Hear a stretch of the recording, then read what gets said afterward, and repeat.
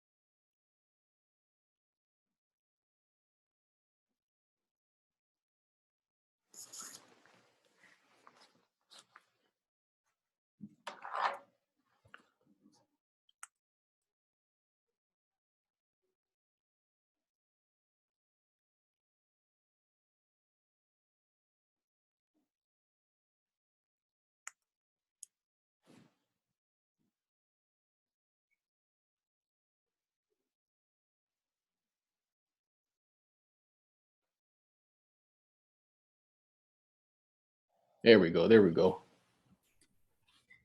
Hey, what's up? How you doing, man? Pretty good, pretty good. I apologize, man. I don't know why in my mind, I don't know. I was just thinking we was gonna talk, and because I had it set up as a investor inquiry call, and then I didn't realize till I talked to you. I was like, oh snap!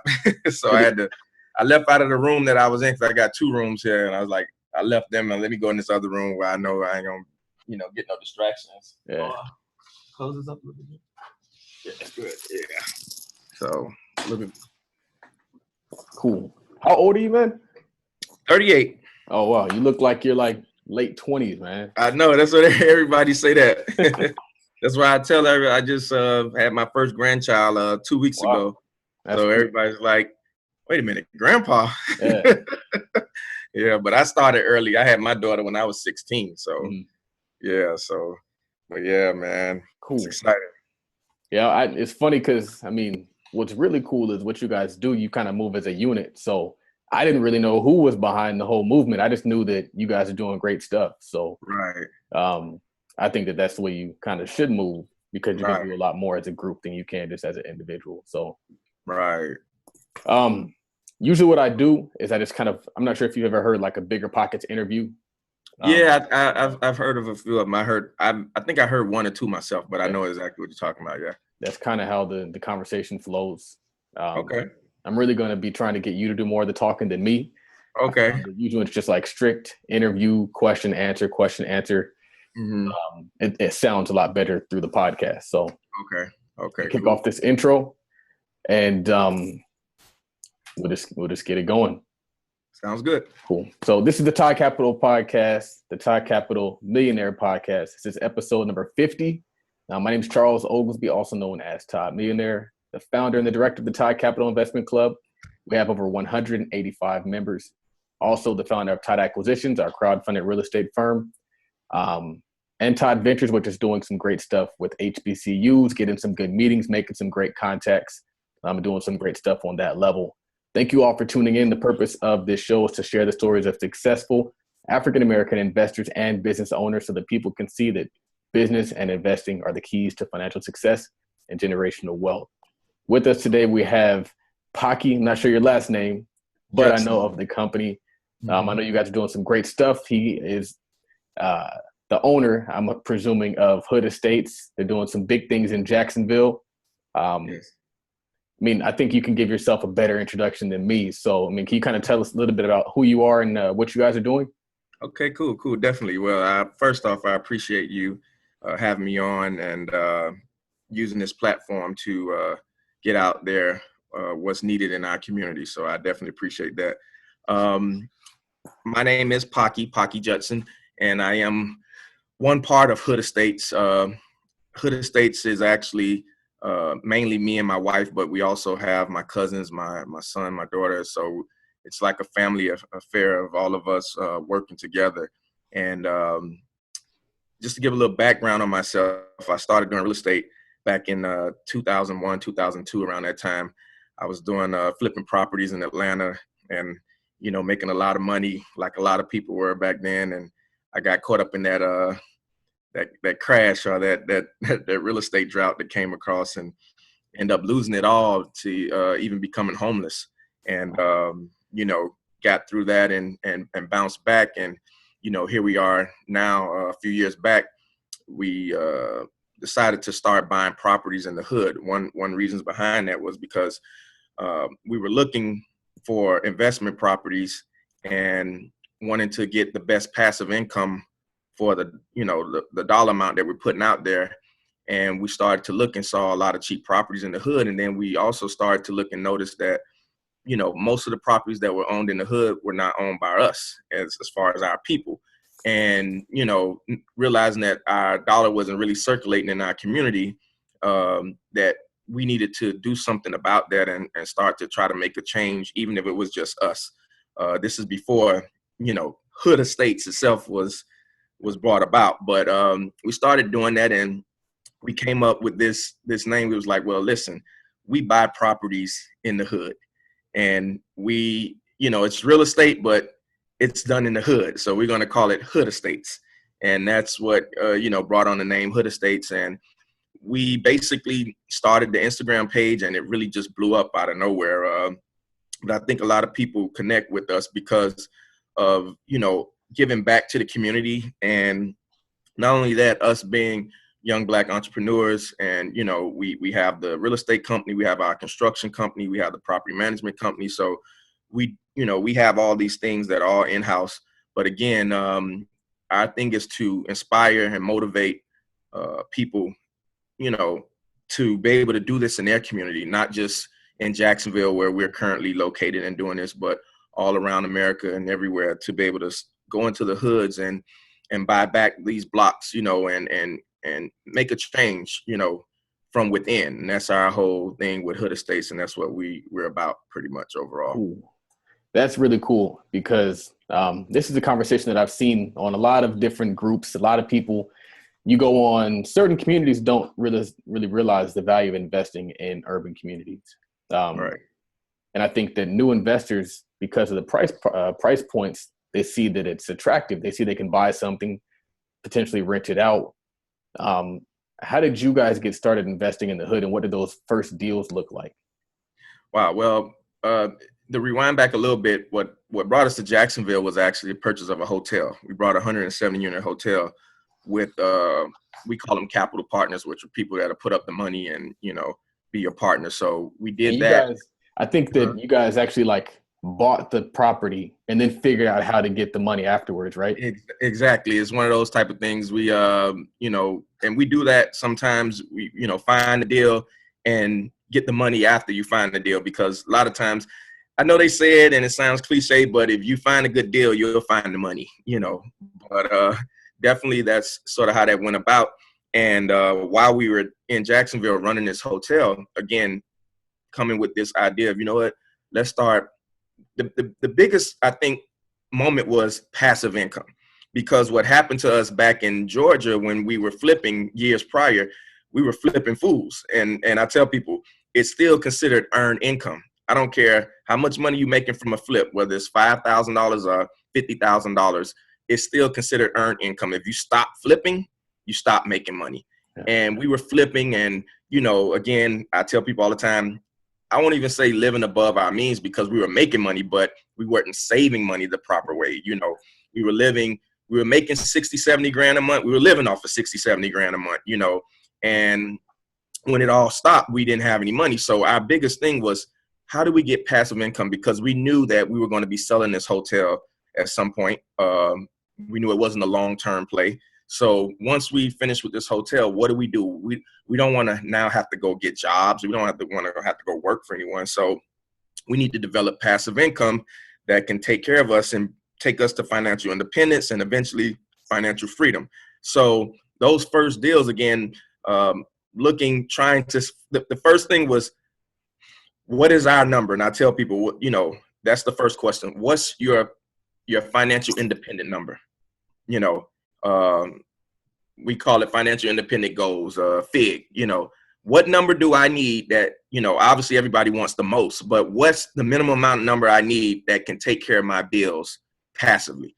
So whether that number is $3,000 a month, $5,000 a month, everybody, number's different. But in our case, I believe at the time it was a little over $3,000 and going close to $4,000. It was like, well, how many properties, what can we do to get this? And at the time, we realized that, buying these properties in the hood, the rent versus, I knew a guy at the time had bought a property in another area that spent $150,000 on it, and he was getting $1,000 a month in rent.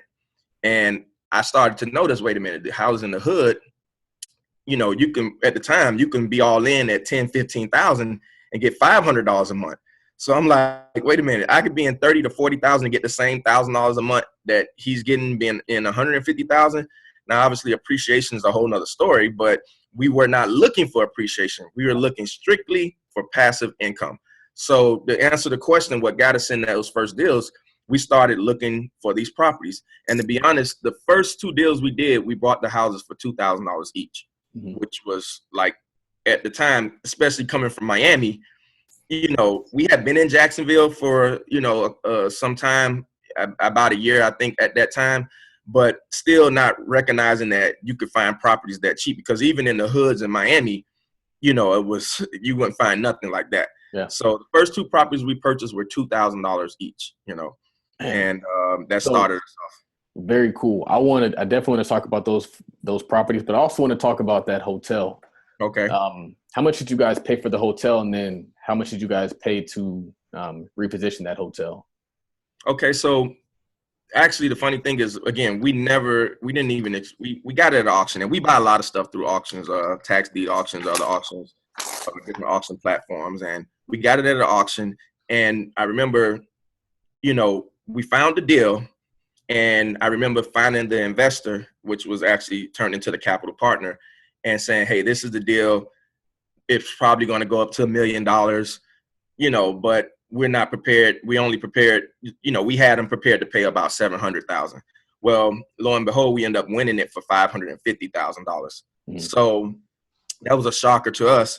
So much of a shocker that, we didn't even have a plan in place of what to do, because I'm be honest, we didn't expect to win. We just thought, okay, we're coming. We're just going to be bystanders here, but we gotta throw our hat in the race to be in it, and we won it for 550. And, I remember the investor at the time saying, well, and originally we were thinking about just flipping it, like, hey, let's just flip it. And we both looked at each other and said, well, this is the opportunity to grow this and take it to another level, because at the time there were only 23 units operational out of the total of 170 units. Wow. 170 unit building, and there was only 23 units being operational. So we knew that it was like a value add type of play. We knew we were going to have to come in and do some things, but the funny thing was that the investor wasn't really looking to put in any more money, which was sort of crazy because, and this is the thing I tell people, when you're dealing with investors and capital partners, especially the ones that's putting up all the money, you're sort of, you're at mercy to whatever they want to do, because at the end of the day, it's their money. Even though you're a partner, but they are the majority because it's, they're putting in the money. So we end up bootstrapping it. I mean, from whatever came in the door, we never put in another dime out of our pockets. The investor never put in another dime out of his pocket to improve things. We literally bootstrapped it from 23 units all the way to 125 units when we sold it. So we put up about 100 units strictly from money that was coming in the door. And we were still able to, obviously pay bills, expenses, and make a profit for the investor. So we just got on the grind. And I mean, we did it like from month to month. We, took something from this room and put it there and maybe bought this. And then after we sold this amount of rooms, and because we just restructured the whole thing. We took it from a nightly hotel to like an extended stay. It was like only weeklies and monthly. So it was almost us running a hotel like an apartment building, but with hotel rules. So we didn't have to deal with evictions and things like that. So it was a roller coaster ride, because even this, and I'll say this hotel was also technically in the hood. Yeah. It wasn't like the Hilton or on the beach or a beach resort or something like that. This was a local mom and pop type of hotel off the expressway, but in an area that's not necessarily a good area. But again, it was an opportunity, and we made the best of that opportunity. That's cool. I think that what I take from that is a lot of times the deal can pay for the deal. Right. So you get in the door and you use the income from that property to improve the property. And so a lot of people think they have to come up with all the money on their own before they buy the deal. And so it's like you get in the door and then you use that income to improve things as you go. And if you really want, you can delay things. And so you might not improve everything right when you get in there. You might let yourself get 3 months worth of reserves set up, and then you start going all in. Right. I think that, with that knowledge, a lot of people can do more than they think they can do. Exactly. I say that a lot to a lot of, we don't call them followers, we call them family, all of our people on Hood Estates. But I talk about it a lot to our Hood Estates family, and I say a lot of times that holds us back because we don't have it all figured out. Now, granted, I'm not saying you go into something with no plan, no strategy, like, and you hope it's going to work. But what happens in this particular case, we knew we had an offer when we bought it at 550. We had an offer within the first 3 days after we bought it for 750. I think we even got one up to 800. So knowing the value there, it helped us go in and say, okay, we'll figure this out, because at worst case, we can just flip it. If we can't figure this out in the next month or 2 or 3 months or 6 months, that we can't figure out how we're going to get this working, how we're going to renovate these rooms, what we need to do, and it's just not working. Okay, we can go back to, plan B, which is just go ahead and just put it up for sale and flip it, because we knew people wanted it for 750, 800. So, that's the thing I tell people all the time. Don't allow that to hold you back. Even with investors that we work with, new investors we work with now, especially in this real estate market that right now is not going down. It's still going up. So, it's best to get in, get the property. And as long as you know your costs, like, I'm not saying go buy a property and then you don't have the money to rehab, and you realize once you figure it out, it's going to cost me 40 grand to rehab when you didn't know. No, I'm saying research it, know your costs. If the cost for the rehab and it all fits in and it makes dollars and it makes sense. If you don't have the money to rehab, go ahead, get the property, and work on getting the money to rehab. But you need to know those costs going in. So that's definitely what we talk about, and we really preach a lot of. Awesome. Exactly. Yeah. So let's talk about those $2,000 homes. Okay. When you bought those for $2,000, one of the things that I'm always concerned with, and hopefully you can help me understand this better, is when you buy a property and you go into a neighborhood and there's other homes that aren't necessarily in the best condition either. And so how do you know if you're buying this property in the hood and you're going to put money into rehab in that property, that it's still going to bring a tenant, still going to be a good investment, still going to be worth you putting that extra money into the rehab? Because I mean, you can still find properties at auction for inexpensive. So how do you do that successfully? How do you go in and buy something inexpensive, improve it, and even though the neighborhood's not necessarily that great? Right. Well, here's the thing. This is one thing I tell everybody. I talk to a few investors as well out of California and some other people, and it's one of those things. I tell this. I mean, this might sound crazy, but everybody needs somewhere to live in every demographic, in every economical, financial situation, from the person that can only afford $400 a month to the person that can afford $5,000 a month, from, all in between. So from that standpoint, they used to say that old thing, if you build it, they'll come. Yeah. Well, what I've learned is if you rehab a property, you'll rent it out. We, granted, we went into this one particular neighborhood and we actually changed it. Like when we first started buying there, people were paying only $350, $400 a month for rent because there was a lot of slumlording going on. It was bad. And we came in and we brought a different feel. We started to rehab the properties. People, I never forget the first one we did, those first one, because the two that we brought, one I sold. I sold like a month later for $8,000. But the second one I rehabbed, and I remember, and it still happens to this day. While we're rehabbing properties, believe it or not, we get a list of people that's in the neighborhood, that's walking by, driving by, riding on the bicycle, whatever they're doing. Hey, wow, can I take a peek inside? And yeah, we'll let them peek in. Wow, can I get a number? I'm really interested in this because you guys are the only properties in this area that has new kitchens, new bathrooms, that it looks good. We were finding that it was landlords that were renting out the properties. They didn't paint it. They didn't do anything. They just had somebody maybe come in and clean it and go from there. So I believe what we were doing with the properties, and we have a motto on our construction side, it's called clean, safe, and functional. That's our rehab motto in the hood. We make sure it's clean, we make sure it's safe, and we make sure it's functional. But you'll be surprised how far a fresh coat of paint, new carpet, or tile on the floor. Here we go again. The kitchens, like we're putting in new cabinets. Of course, they're not, Hampton Bay, or whatever the most expensive cabinets are, but they're new. Yeah. So, these are cheap, inexpensive cabinets, but they're new. And it gives a fresh look. Even with the bathrooms, we'll go and get that tub kit that you get from Home Depot. That's like a 3-piece. It's all plastic, but you pop it in. But it gives a good look, And so these are the things we're doing. And going to answer the question, it made it a lot easier to rent out these properties. We went in with that same question, like, are we going to be able to rent this out? And when we did the first one, I think with those people coming by and walking by and riding by, really made the difference. And we saw like, okay, if we build this, like I say, they'll come. If we renovate this, you'll find people to rent out. And we were able to raise the rents in that area from $350 to $400 to now for those same units, we're getting $550 a month. And then when you raise the rent, you get better tenants, which improves the quality of the neighborhood. Exactly. And I think too, don't get me wrong. I mean, here's the thing.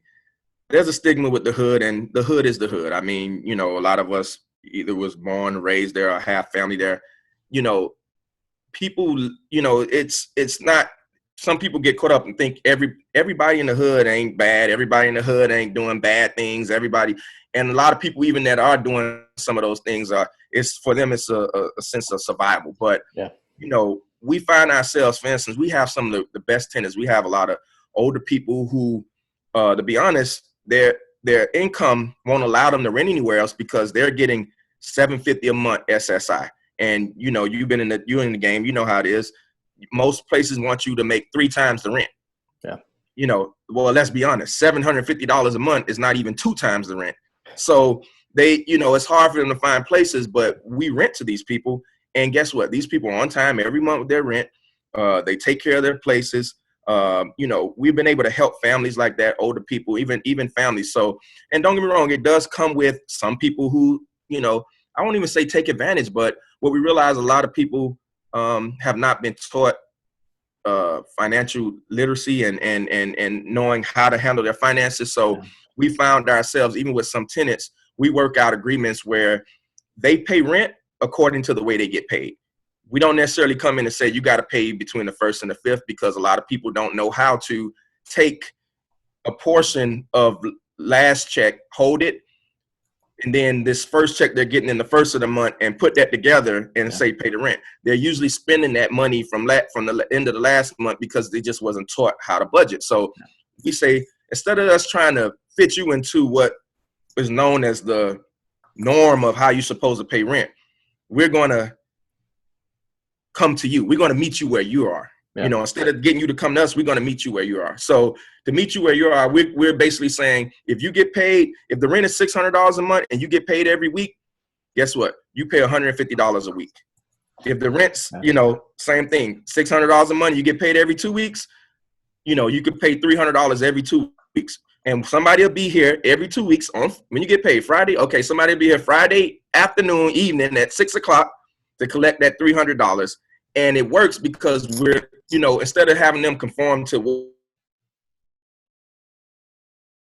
people get caught, because they're not taught the budget, they don't know how to handle the finances. So we just making it easier for us, and you know, it works. And don't get me wrong, we do have some times where we have to, you know, evict or get somebody out, but you know, we do our best to work with the tenants, and we try not to take anything personal, because sometimes, you know, like I said, it's, I mean, and I'm gonna let you go, but it's funny. I talked to a tenant and they didn't have their money for their rent, for, you know, I think the beginning of this month or something. And their excuse was, oh, I bought my kids Christmas gifts. So you see the mindset, like, and that's what we're trying to help change and show different. But again, you know, this is what she decided to do. She decided to take her rent money and buy Christmas gifts. But you know, this is what they've been raised. This is how they've been taught. This is what, because why I know, because, you know, I've been there. Yeah.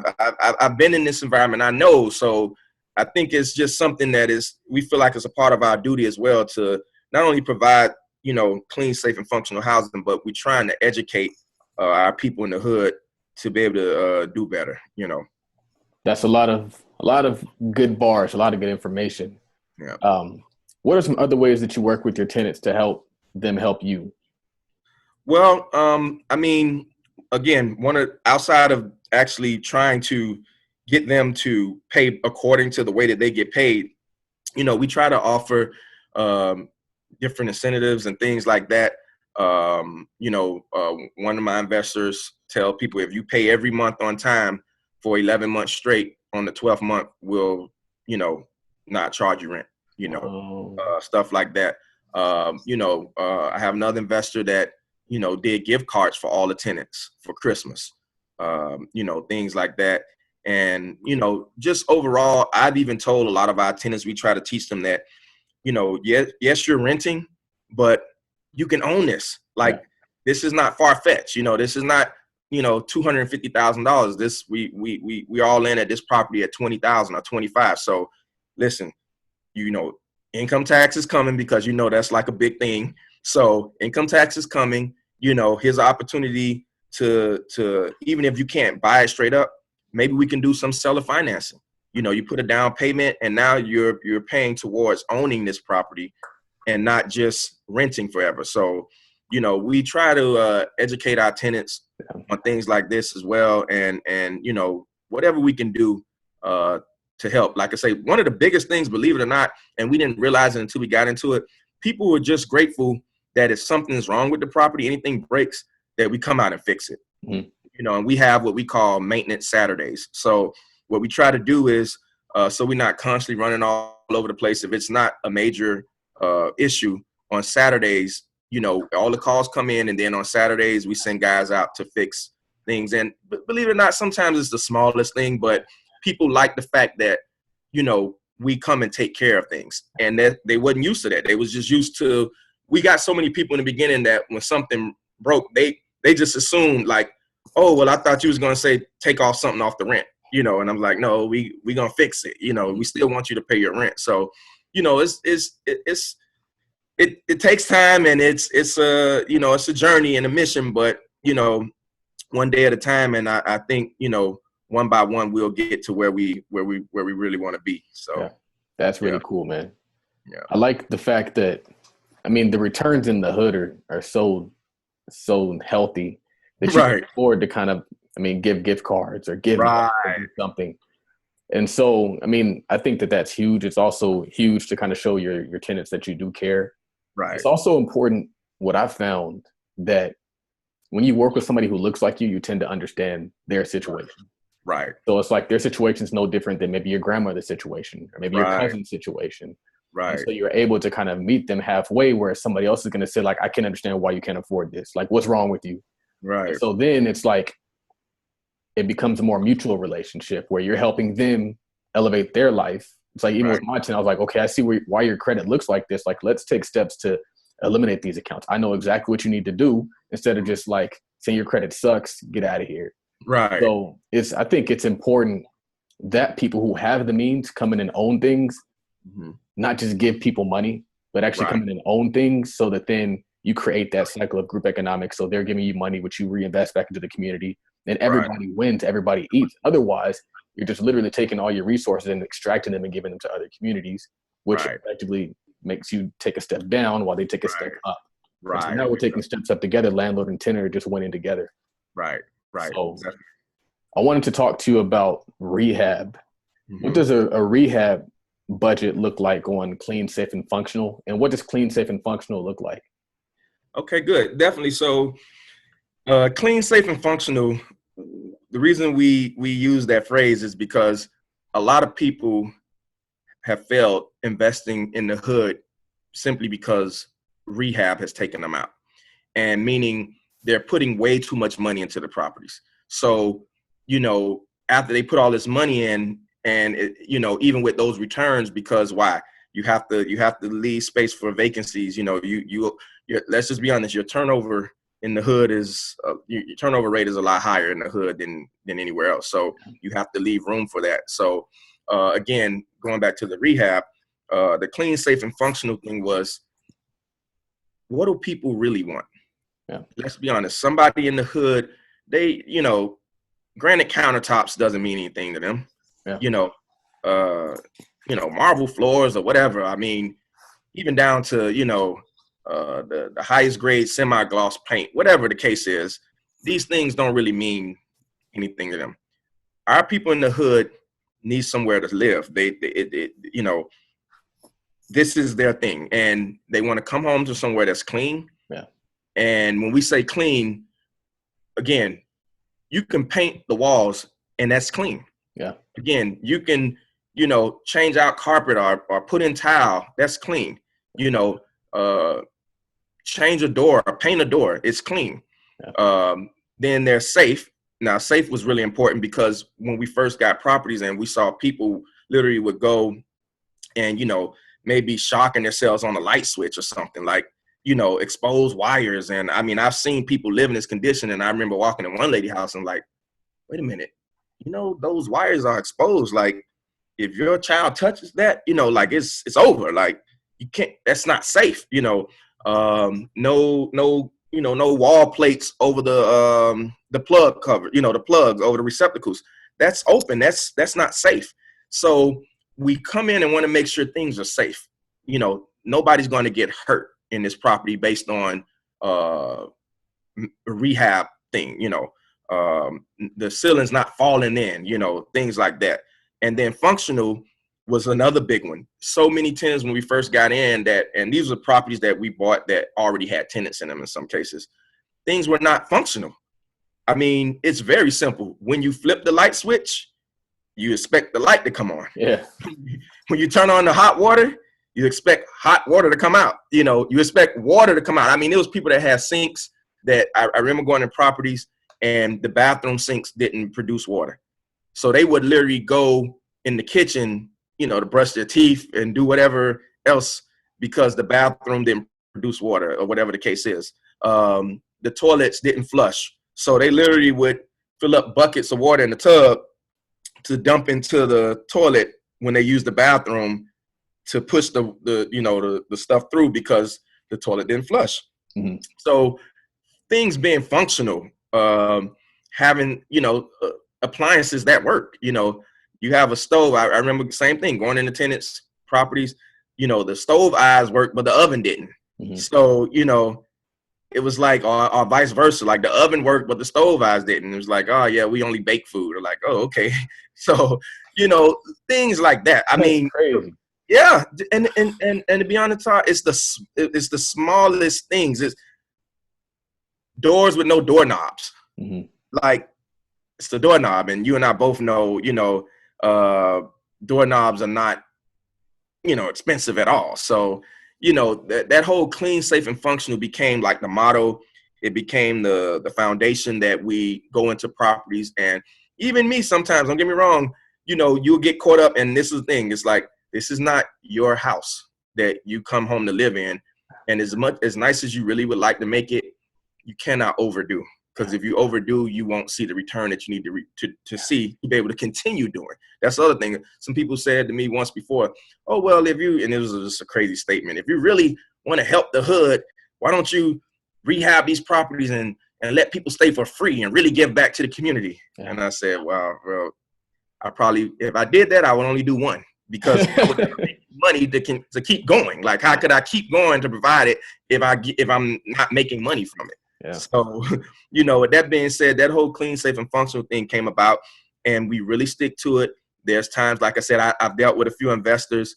One time I wanted to go in and I want to do this and do that, and I advised against it.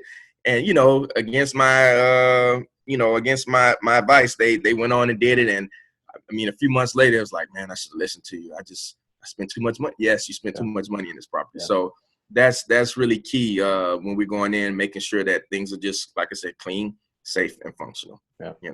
So can you give us a ballpark figure on what a clean, safe, and functional rehab budget would look like?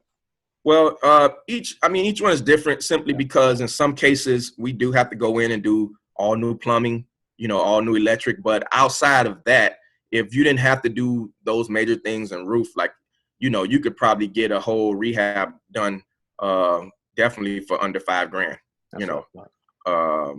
when you're just talking paint, carpet, doors, just some basic, cosmetic type of things. I mean, we've done some as low as $2,000, just being able to come in. And remember, a lot of this too is, again, this is the hood. So you can go to Home Depot or wherever and get that paint that was brought back, that was boxed. The walls don't have to be a particular color. Yeah. And even what we've decided to do, we've got this theme of gray walls, which it helps us because the color of the walls, when the tenant moves out, usually we don't have to repaint because the walls are so dark already. And it's a nice gray, but it's a dark gray, and you can't see things. And so we do that, and then by doing it that way, whatever's left over, it just rolls to the next property. Yeah. So we don't have, all this excess materials left, but you're able to do it. You guys kind of do a similar rehab for every property that you do, meaning that you're going to do the same finishes, same countertop, same carpet, same paint, cabinets. Yeah. In fact, you'll go in our properties when people come and visit us and I take them around. It's like, oh, I know those cabinets, I know that paint, and it's just, it's our thing because there's no need of going in and trying to, do this so special because it's just not worth it. This is what I tell investors. You're not going to get extra money for adding crown molding. It's just not. So why put crown molding on the, why do it? It's no point. You're not getting anything extra. You're not going to be able to charge an extra $50 a month because of it. The rent is the rent. And this is what people can afford to pay. It's not what they're willing to pay. See, in other areas, oh, wow, this house looks really nice. You know, it has this, it has that. Okay, I can afford more. I'm willing to pay more to have this luxury in the house that I live in. Yeah. But in the hood, you know, it doesn't work that way. I can afford $600 a month. I don't care what's in the house. You can have marble floors and granite countertops and you know, a jet jacuzzi tub in the bathroom. It doesn't matter. I can pay $600 a month. Yeah. So, you know, that's how we look at that, and that's how we operate that. That is very good information, man. When you guys come across basements, do you finish the basements or you just leave them as unfinished? Well, the good thing about Florida, we don't really come across basements here. Mm-hmm. Yeah, we don't have any properties with basements, at least not here in Jacksonville. But I've done them in Georgia before, and ironically, we were doing some things in the hood back then. A lot of times we didn't finish them. It was the same thing.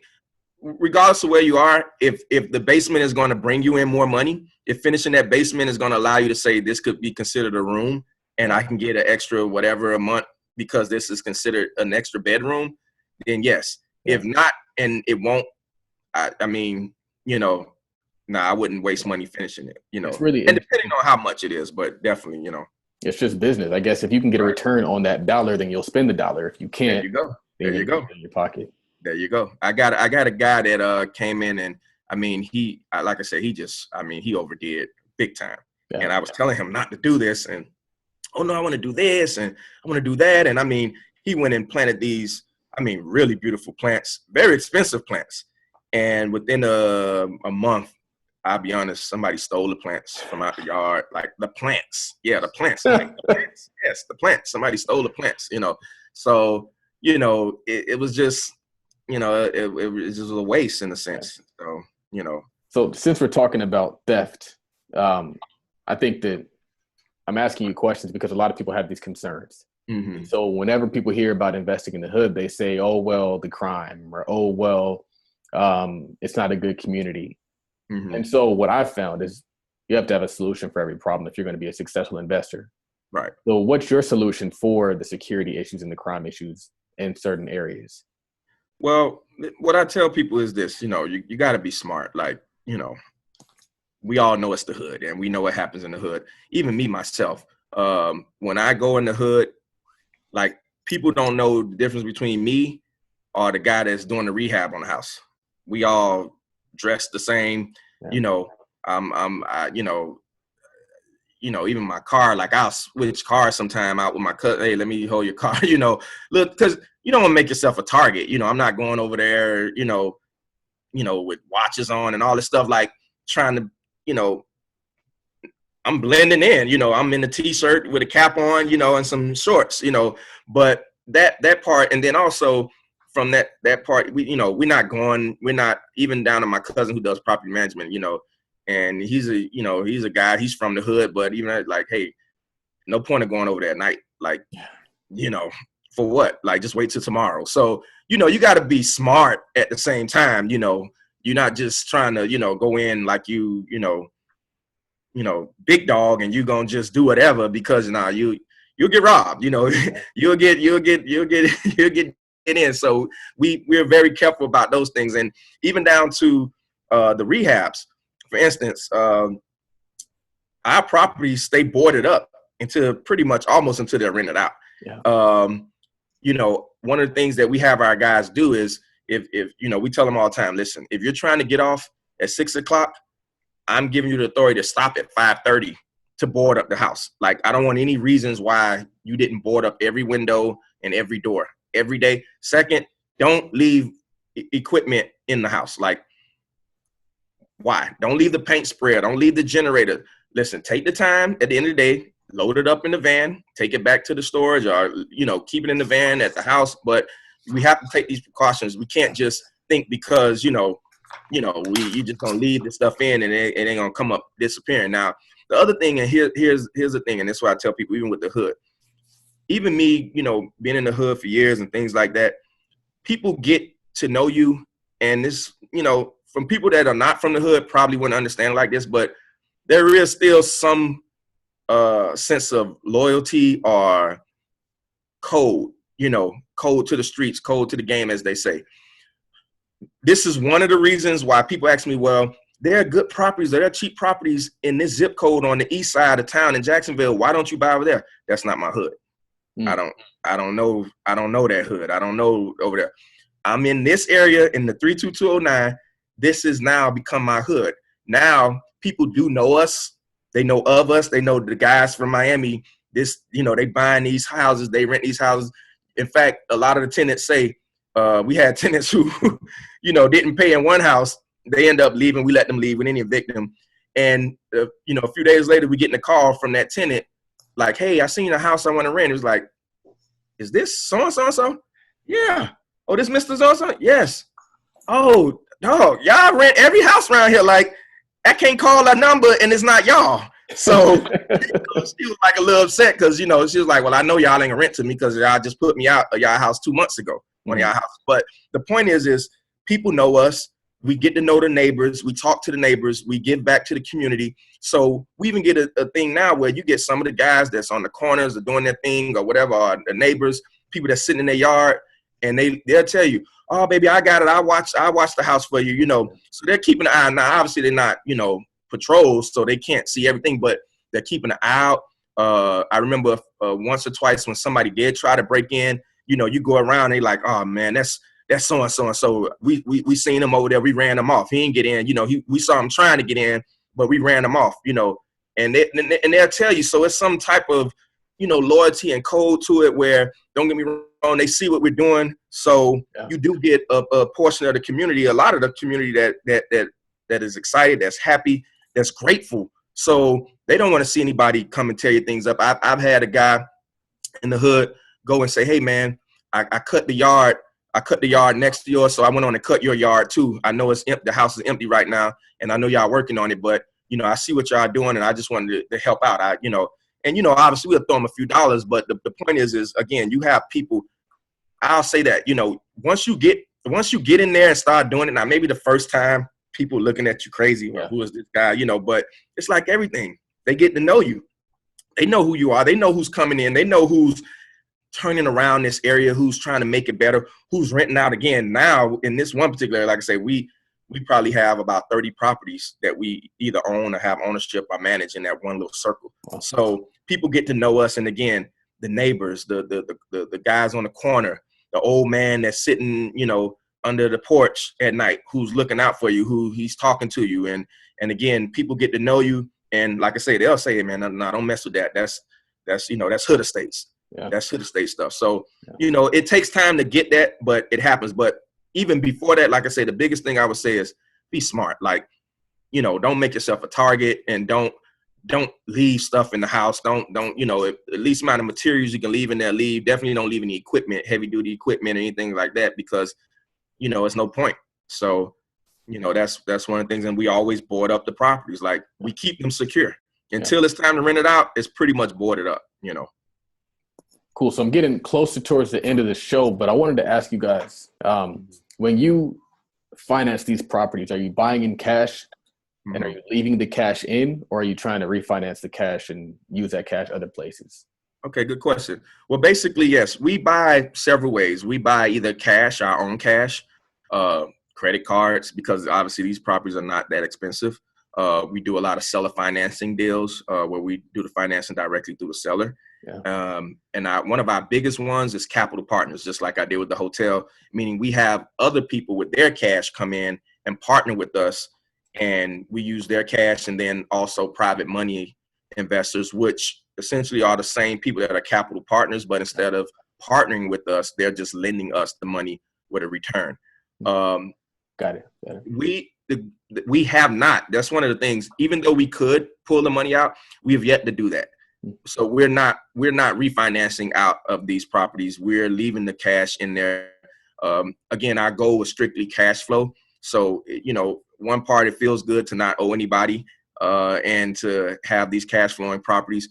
It's also good to know that if we needed to, we could go and either do some type of blanket mortgage and pull some cash out, because one of the things that is hard is, in fact, it's probably impossible to get any traditional type of loan or mortgage for properties under mostly $75,000, but definitely not under $50,000. So if you hear that most of our deals are 25 to 30,000, 35,000, they're well under 50. So you're not walking into a mortgage company, a bank, and getting a mortgage on these properties. They won't lend them. But it opens up doors for like private loans, personal loans, like lending with like Lending Club, places like that, Avant, any of these personal lenders, personal loan type of people, and again, credit cards, and like I said, just straight up capital partners, So this is how we fund our deals, Very cool. So the last few questions I have for you is, what's the best advice you would give somebody looking to invest in the hood? The best advice I would say would be do your numbers, and this is everywhere, but do your numbers and make sure you leave room for mistake. And again, the returns are so good that you can, but don't go in with, unrealistic expectations. I would say that you're going to deal with some issues, but this is a part of the game. This is a part of the business, is a part of the area. Keep in mind, and this is what I do. I get my investors to understand, if I'm bringing you a deal at 22, 23, 20% return, which is great.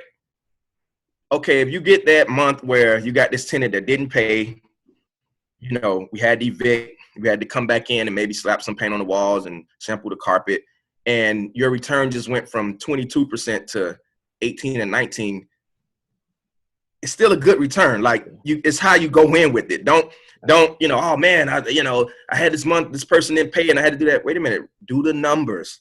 It's something that I tell people all the time. Numbers don't lie. So granted, it seemed like a bad month, which it probably was a bad month, but overall, you still did an 18% return, a 7th.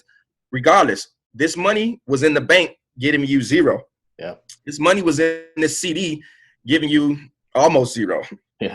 This money was any other place giving you zero. So now, because you didn't get 22, 23%, because you got 18, or because you didn't get 20%, you got 15.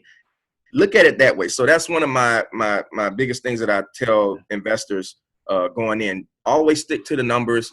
Again, and then the other thing is definitely the clean, safe, and functional.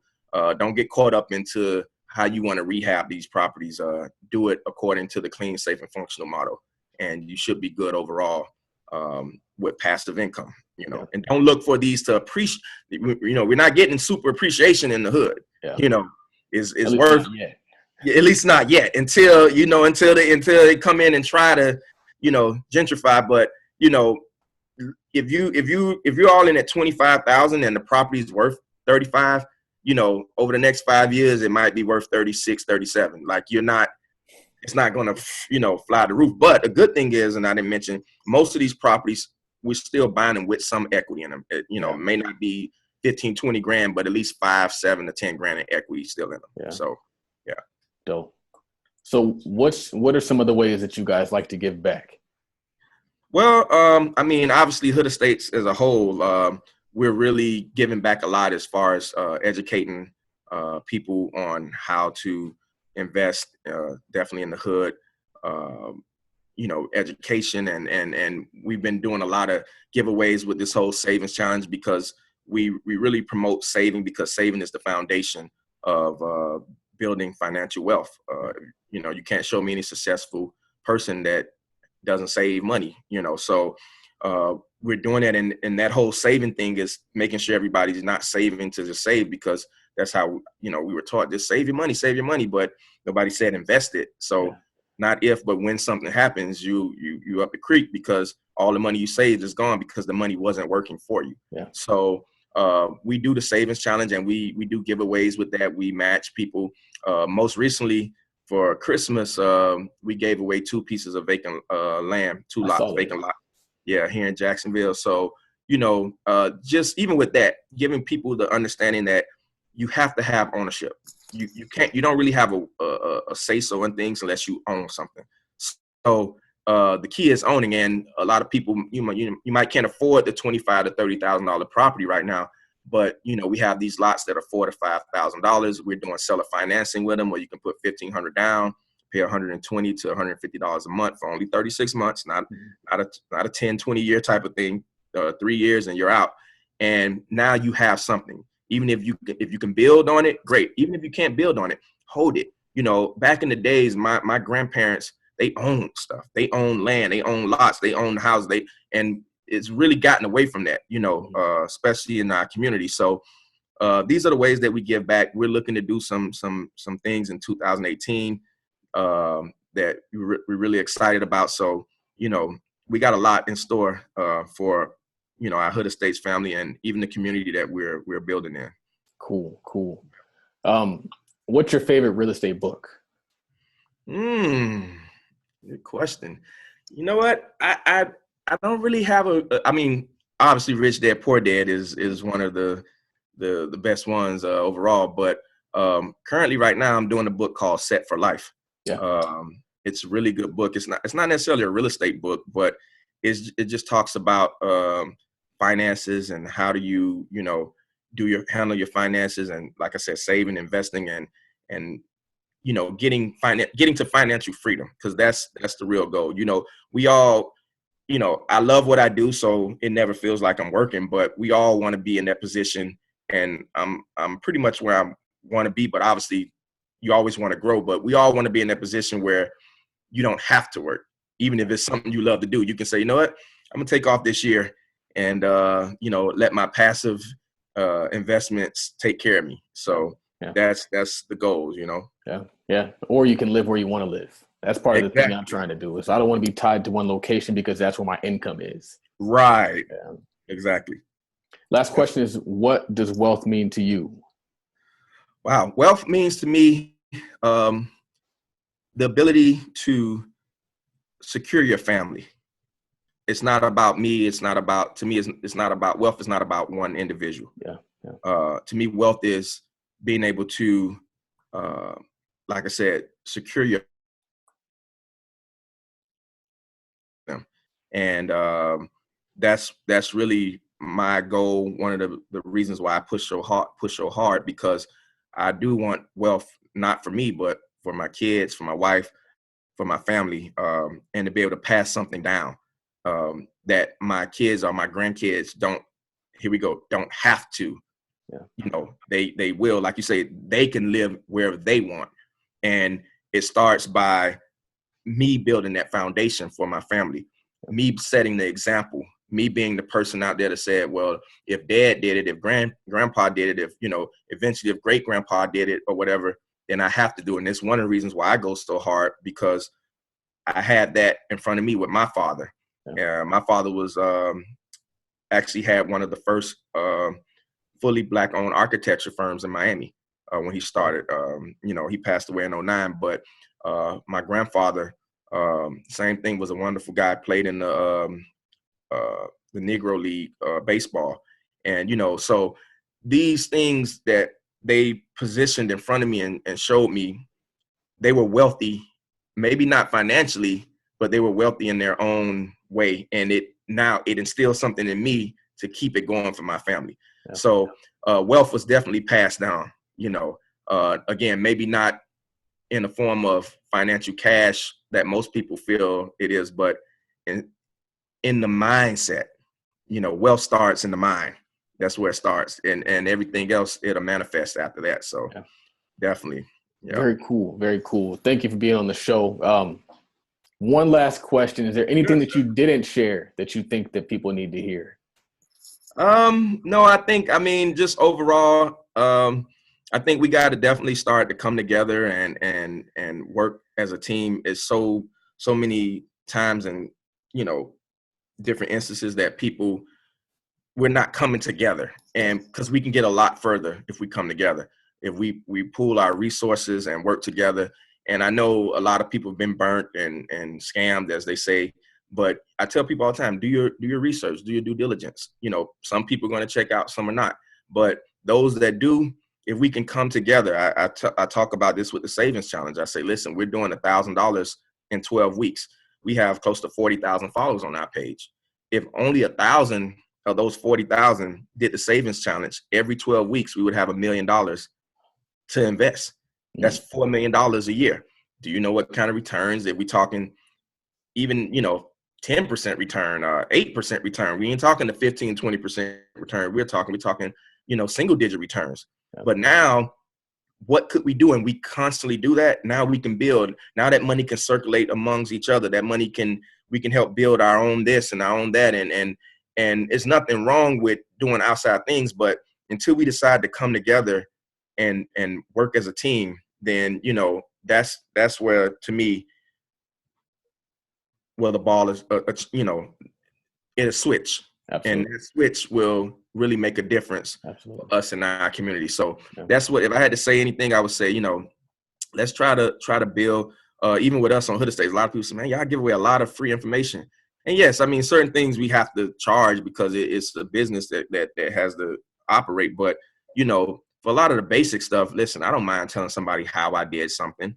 Mm-hmm. Hopefully you can do the same. If I can guide you and tell you, then, that's the thing. So we do that with real estate. We do that, talk about trucking, because we also do trucking investments and stuff like that, and vending machines we've done. So all these different things I don't mind sharing, because here we go again, if me, you, and everybody around us can all elevate together, then, there's so much more we could do, and there's so many more people we can help elevate with us. Absolutely. So, Absolutely. Yeah. Absolutely. That is the entire premise of the Todd Capital organization. Where can people find out more about you? Well, right now we're on Instagram at Hood Estates, Facebook at Hood Estates 1, also Snapchat at Hood Estates 1. You can get us, one of our emails is hoodestates@gmail.com. And we have hoodestates.com. We're putting together a membership site, but definitely we're big on Instagram. We answer our DMs. And, from there, we can go from there. We can set up a consultation call or whatever, because we talk to a lot of people, because, again, we're just trying to help. But definitely reach out to us, and we're ready to help and do whatever we can to move forward our community. Very cool. Very cool. So this is Charles Oglesby, also named Todd Millionaire. This is episode number 50. I think you guys took a lot of value out of this episode. I know I did. I think there's a true value investing in the hood. And here we learn how to do it the right way. We learn how to buy the property. We learn how to rehab the property, and we learn how to manage the property. So if you guys don't take anything from this, you fell asleep, but there's true value. The blueprint's been laid. And there's a ton of money and opportunity to be made in the hood. You just have to take action. It's up to you to do the work. Get out there. You're going to make mistakes, but if you push through those mistakes after that property 1, 2, 3, you're going to just have it automatic. So if you guys want to join any of our clubs, you can email us at info@capitaltodd.com. The website is capitaltodd.com. Of course, we're on Instagram, Twitter, all that good stuff. I'm looking forward to working with you. Again, this is Charles Oglesby, a.k.a. Todd Millionaire, signing off.